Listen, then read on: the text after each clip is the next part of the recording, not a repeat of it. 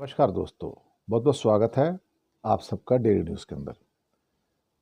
दोस्तों, आजकल तो हालात कुछ इस किस्म के हो गए हैं साहब कि एक जज साहब ने अडानी के खिलाफ राजस्थान में एक जजमेंट दे दिया साहब,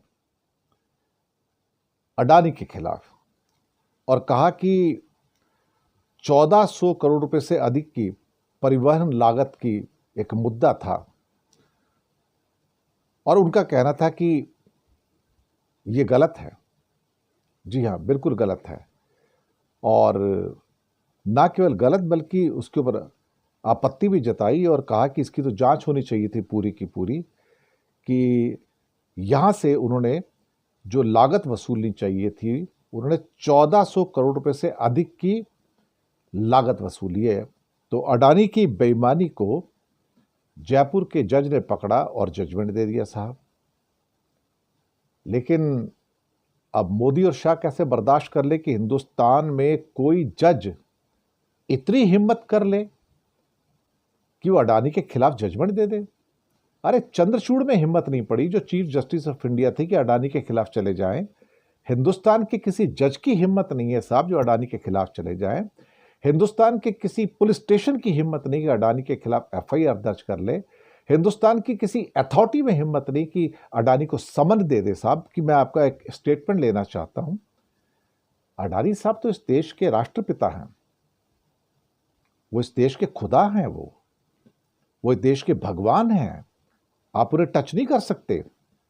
उनको इम्यूनिटी मिली है कॉन्स्टिट्यूशन के अंदर कि इनके खिलाफ ना केस दायर हो सकता है, ना इनके खिलाफ कोई एफआईआर दर्ज हो सकती है, ना ही इनसे कोई इंक्वायरी हो सकती है। ये सबसे ऊपर हैं और ये कहा गया कि संविधान से ऊपर हैं। अब साहब, इन्होंने फैसला तो दे दिया अडानी के खिलाफ।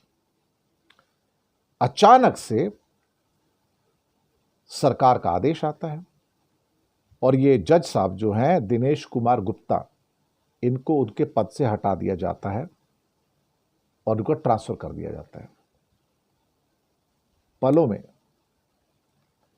उसके बाद केस को अडानी जी हाईकोर्ट ले जाते हैं और तुरंत इमीडिएटली स्टे मिल जाता है साहब, कि वो जो उनका जजमेंट है उस पर स्टे लगा दिया गया है। अब मुसीबत यह है कि उस आदेश पर रोक लगाई जिस पर 50 लाख का जुर्माना भी लगाया था जज साहब ने अडानी पर, उस पर भी रोक लगा दी और कह दिया कि आप ना सीएजी से इंक्वायरी करके मुझे बताओ कि असली मुद्दा है क्या।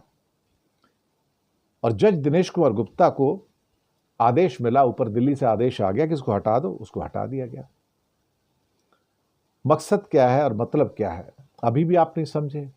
जिस देश के चीफ जस्टिस ऑफ इंडिया की हिम्मत नहीं पड़ती चंद्रचूड़ की कि अडानी के खिलाफ जा सके, वहां एक छोटे से जज की हिम्मत पड़ जाए कि अडानी के खिलाफ फैसला दे दे।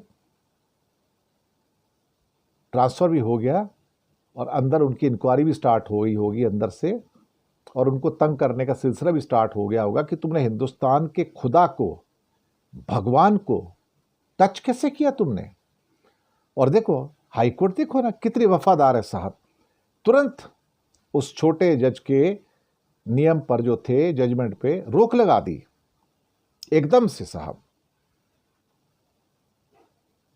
उसके बाद फिर न्यायपालिका कहेगी आप हमारे ऊपर इल्जाम लगाते हो कि हम न्याय के हिसाब से नहीं चलते, संविधान के हिसाब से नहीं चलते। मैं क्या कहूं इसके बारे में, मुझे कहने की जरूरत ही नहीं है। न्यायपालिका जी, आपके कर्म ऐसे हैं कि लोग अगर आपको इस ढंग से ना कोसें तो क्या करें अल्टीमेटली, क्योंकि आप तो संविधान के पक्ष में नहीं हो ना। 50 लाख का जुर्माना क्या लगा दिया अडानी पे, और सिर्फ इतना जजमेंट क्या दिया कि 1400 करोड़ रुपए से अधिक की वसूली की आपने, तो आप सुनने को तैयार है, इमीडिएट स्टे पे मार दिया आपने।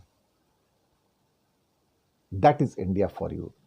यहां पे बेईमानी लीगलाइज्ड है, बड़ी बेईमानी और ज्यादा लीगलाइज्ड है, और आप सबसे बड़े बेईमान हैं तो फिर आप हिंदुस्तान के खुदा हो, फिर आपको कोई टच नहीं कर सकता। शुक्रिया आपका।